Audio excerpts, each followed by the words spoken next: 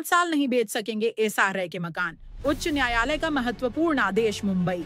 SRA scheme के तहत मिले मकान बेचने वालों को बॉम्बे हाईकोर्ट ने कड़ी फटकार लगाई है। कोर्ट ने कहा है कि एसआरए योजना के तहत मिले मकान झोपड़ा धारक 5 साल के बाद ही बेच सकेंगे।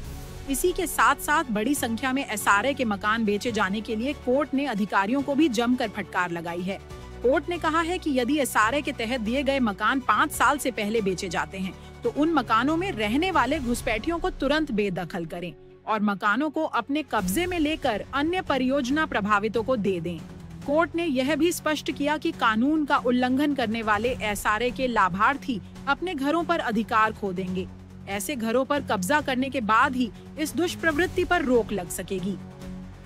दरअसल उच्च न्यायालय में एक याचिका दायर की गई थी जिसमें आरोप लगाया गया था कि बांद्रा पूर्व स्थित निर्मल नगर में एसआरए के मकान पात्र झोपड़ा धारकों को नहीं दिए गए, विशेष रूप से 7 जनवरी 2025 को ओओसी मिलने के बाद महज 8 महीनों में 803 लाभार्थी झोपड़ा धारकों की सोसाइटी में से 410 लाभार्थियों ने अपने घर बेच दिए। अदालत ने इस तथ्य पर नाराजगी व्यक्त की कि 50% घर बेचे जा चुके हैं।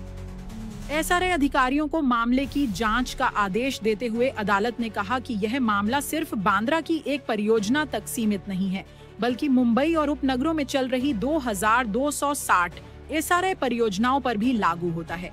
यदि एक परियोजना में 50% लाभार्थियों ने अपने घर बेच दिए होंगे तो यह पूरे मुंबई के लिए गंभीर मामला है।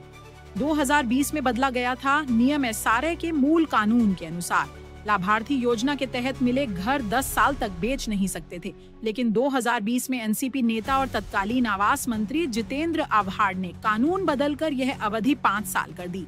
बाद में मुख्यमंत्री एकनाथ शिंदे की अगुवाई वाली महायुति सरकार ने नियम को और ढीला करते हुए 3 साल में मकान बेचने की अनुमति दे दी।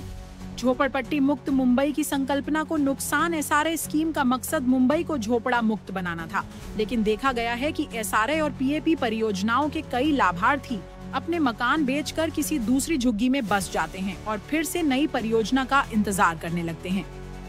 बांद्रा समेत मुंबई की तमाम एसआरए और पीएपी परियोजनाओं की ईमानदारी से जांच की जाए तो लाखों की संख्या में झोपड़पट्टी माफिया सलाखों के पीछे पहुंच सकते हैं।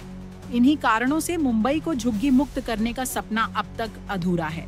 जानकारों का कहना है कि कोर्ट के इस आदेश के बाद एसआरए मकानों की खरीद बिक्री पर कुछ हद तक रोक लगेगी, क्योंकि पहले की तरह अब लोग पावर ऑफ अटॉर्नी के जरिए भी मकान नहीं बेच पाएंगे।